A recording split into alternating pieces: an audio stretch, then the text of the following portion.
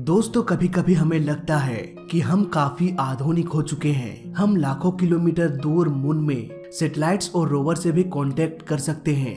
वहीं करोड़ों किलोमीटर दूर मार्स तक भी हम आसानी से कम्युनिकेट कर पाते हैं। हालांकि इसमें कुछ मिनटों का समय लग जाता है, लेकिन ये कुदरत, ये किस्मत कभी कभी हमें ऐसा रूप भी दिखाती है जहां से सारे रास्ते ही बंद हो जाते हैं। किसी चांद या दूसरे प्लेनेट की तो दूर की बात, हम खुद अपने ही धरती में ऐसे खो जाते हैं कि दुनिया हमेशा के लिए हमें मिस्ट्री और अनसुलझी रहस्य मान लेती है। बोइंग 777 या कहें MS-370 ये उड़ान भरा था कोलालमपुर एयरपोर्ट से बीजिंग जाने के लिए, पर समुद्र की अनंत गहराइयों में ये ऐसे खो गया मानो रेगिस्तान में कोई छोटी सी सुई गिर गई हो। आखिर कैसे प्लेन क्रैश के बाद प्लेन्स को ट्रैक करके खोज निकाला जाता है और कैसे MS-370 जैसे प्लेन्स हमेशा हमेशा के लिए मिस्टीरियस कहानी बन के रह जाती है, इन सब का जवाब आपको मिलेगा इस छोटे से इंट्रो के बाद। तो एडिटर भाई जल्दी से इंट्रो लगाओ। दोस्तों जिस तरह से प्लेन के टेक्नोलॉजी में बदलाव होता रहता है, उसी तरह हमें अपने अर्निंग के तरीकों में भी बदलाव करना पड़ेगा। इसके लिए मैं लेके आया हूँ 5 पैसा ऐप, जहाँ पर 10 लाख से भी अधिक यूजर्स हैं। 5 पैसा देश की पहली fastest growing discount broker company है। यहाँ पर अपना डीमैट अकाउंट खोलने के लिए इस ऐप को डाउनलोड करके मोबाइल और ईमेल आईडी वेरीफाई करना पड़ेगा। इसके साथ साथ पैन कार्ड और date of birth, bank details जैसे account number, IFSC code, personal details जैसे कि address, occupation, annual income fill करना पड़ेगा और बस डॉक्यूमेंट अपलोड करके असाइन कर दे, काम खत्म। बात करें 5 पैसा मोबाइल ऐप USP के बारे में, तो 5 पैसा देश की सबसे तेज आगे बढ़ती हुई डिस्काउंट ब्रोकर कंपनी है। यहाँ 12 लाख कस्टमर्स जुड़े हुए हैं और 70 लाख मोबाइल ऐप यूजर हैं। अपना पोर्टफोलियो तैयार कीजिए 5 मोबाइल ऐप के साथ, क्योंकि यहाँ पर इक्विटीज, F&O, कमोडिटीज, करेंसी में brokerage free trading, power investor pack और अल्ट्रा ट्रेडर पैक से सुपर रिचार्ज करे पोर्टफोलियो। पावर पैक से कीजिए करोड़ों का ट्रेड सिर्फ 10 रुपए के फ्लैट फी पर। 1000 रुपए तक free brokerage ultra trader pack में। मार्केट और स्टॉक पर फ्री रिचार्ज। रोजाना मिलेगा stock specific tips, smart investor, swing traders, sensible, portfolio analyser, small cash जैसे बेहतरीन प्रोडक्ट्स। इतना ही नहीं, कोड ऑफर 250 यूज करने पर आपको अकाउंट में 250 रुपए भी मिल जाएगा, जिससे आप अपने इन्वेस्टमेंट शुरू कर सकते हैं। आज ही अपना डीमैट अकाउंट खुलवाइए 5 पैसा के साथ। दोस्तों एक प्लेन पर कई तरीकों से नजर रखा जा सकता है। ATC प्लेन पर नजर रखने के लिए रडार का इस्तेमाल करते हैं। ये रडार प्राइमरी या सेकेंडरी भी हो सकता है। 1930 के दशक में प्राइमरी रडार को इंट्रोड्यूस किया गया था, पर इस रडार में भी कुछ खामी थी। ये रडार प्लेन का एग्जैक्ट लोकेशन नहीं बता सकता था। चरखी दादरी का प्लेन क्रैश आपको याद ही होगा, जब 2 प्लेन्स आपस में टकरा गया।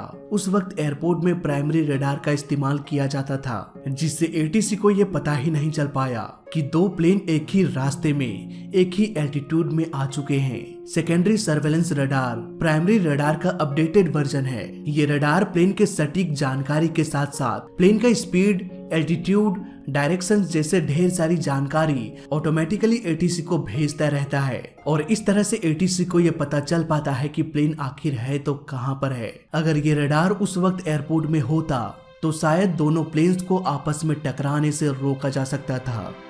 प्लेन में पायलट हेडसेट के जरिए ATC के साथ रेडियो कॉल्स भी कर सकता है। इसके अलावा ये रेडियो कॉल अगर खराब हो जाती है या प्लेन हाईजैक हो जाता है, तो ऐसे में ट्रांसपोंडर के जरिए पायलट एक सीक्रेट कोड को ATC तक भेज सकता है।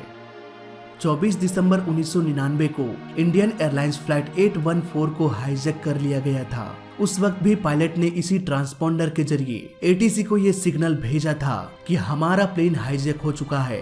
प्लेन का ये ट्रांसपोंडर लगातार सिग्नल्स को ATC तक भेजता रहता है, यानी कि primary radar, secondary surveillance radar, voice call के अलावा ये ट्रांसपोंडर भी बहुत जरूरी होता है। लेकिन समस्या तब आती है जब इसे बंद कर दिया जाता है या फिर बंद करवा दिया जाता है। एक ऐसी ही समस्या उस रात भी आई थी, MS-370 की वो आखिरी रात। पायलट ने ATC को गुड नाइट विश किया। ऐसा लग रहा था जैसे सब कुछ नॉर्मल है, लेकिन रेडियो कॉल को कट करने के तुरंत बाद प्लेन के उस ट्रांसपोंडर को भी ऑफ कर दिया गया, जिससे ATC प्लेन पर नजर रख सकता था। MS-370 पर मैं एक डिटेल वीडियो बना चुका हूँ, लिंक मिलेगा डिस्क्रिप्शन में। दोस्तों एक प्लेन में GPS भी होता है, तो क्या इस GPS की मदद से प्लेन क्रैश के बाद इसे खोजा नहीं जा सकता? दोस्तों सपोज आप किसी जंगल में खो चुके हैं। यहाँ आपके पास एक छोटा सा स्मार्टफोन है जिसमें कि GPS लगा हुआ है। ऐसे केस में आप GPS की मदद से खुद के लोकेशन को फाइंड कर सकते हैं। याद रहे मैंने कहा खुद के लोकेशन को, यानी कि आपका फोन का जीपीएस सैटेलाइट से कनेक्ट होने की कोशिश कर रहा है, ना कि सैटेलाइट आपके फोन से कनेक्ट होने की कोशिश कर रहा है। फोन का छोटा सा जीपीएस सैटेलाइट जैसा पावरफुल नहीं होता, ठीक वैसे ही प्लेन का जीपीएस भी पायलट को एक रास्ता दिखा सकता है। प्लेन का जीपीएस सैटेलाइट से कांटेक्ट कर सकता है, लेकिन अगर आप सैटेलाइट को बोलोगे कि प्लेन को फाइंड करो तो ये करना जीपीएस सैटेलाइट के लिए बेहद मुश्किल हो सकता है। और जैसा कि प्लेन क्रैश के बाद या इलेक्ट्रिक फेलियर के बाद हो सकता है जीपीएस अपना काम ना करे। ऐसे में क्या कोई ऐसा डिवाइस प्लेन में नहीं होता जो प्लेन क्रैश के बाद भी एक्टिव रहे और ब्लैक बॉक्स के जैसा स्ट्रॉन्ग रहे, ताकि क्रैश के बाद भी ये सिग्नल ट्रांसमिट करता रहे। दोस्तों प्लेन्स में ऐसा ही एक डिवाइस ELT यानी कि इमरजेंसी लोकेटर ट्रांसमीटर होता है, जो इन सारे रिक्वायरमेंट को फुलफिल करता है। एक प्लेन को हजारों किलोमीटर दूर ट्रेवल करना पड़ता है, जिसमें वो पहाड़ पर्वतों को पार करके रिमोट एरियाज से होकर गुजरता है। अगर एक प्लेन इन एरियाज में कहीं क्रैश हो जाए तो प्लेन को ढूंढ पाना बेहद मुश्किल हो जाएगा। ऐसे में ELT डिवाइस काम आता है। इसके अंदर इनबिल्ट बैटरी होती है, यानी कि ये प्लेन के इलेक्ट्रिसिटी पर डिपेंडेंट नहीं होता। प्लेन जब कभी भी आसमान से नीचे गिरता है या क्रैश होता है तब उसका नोज हमेशा नीचे होता है। हमेशा तो नहीं, लेकिन मैक्सिमम केस में नोज नीचे ही होता है। इसलिए ELT डिवाइस को हमेशा प्लेन के टेल सेक्शन में इंस्टॉल किया जाता है।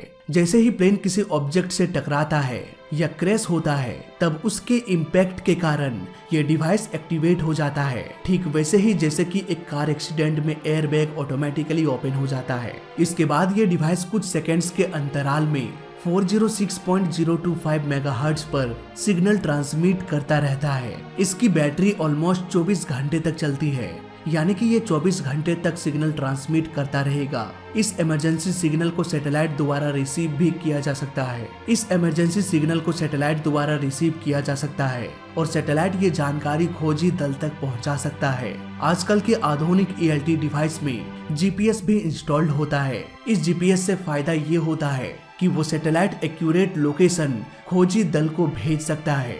हालांकि कुछ केस जैसे कि MH370 के केस में ये ELT डिवाइस बंद हो चुका था। सैटेलाइट को कोई भी इमरजेंसी सिग्नल नहीं मिला। इन्वेस्टिगेशन की टीम की माने तो MH370 को साउंड की स्पीड से भी तेजी से समुद्र में गिर गया या फिर गिराया गया था। इतने स्पीड में प्लेन लाखों टुकड़ों में बिखर गया होगा। ऐसे में ये छोटा सा ELT डिवाइस आखिर काम करता भी तो कितना करता। सो गाइज, ये था प्लेन क्रैश के बाद उन्हें फाइंड करने के कुछ तरीके। तो इस वीडियो में अभी तक के लिए बस इतना ही। वीडियो अच्छा लगा तो लाइक कर देना, बुरा लगा तो डिसलाइक कर देना, और दोनों ही केस में इस चैनल को सब्सक्राइब कर देना, क्योंकि इस चैनल में सीखने के लिए बहुत कुछ है। तो मैं मिलता हूँ आपसे अगली वीडियो में, तब तक के लिए देखते रहिए और सीखते रहिए। जय हिंद, वंदे मातरम।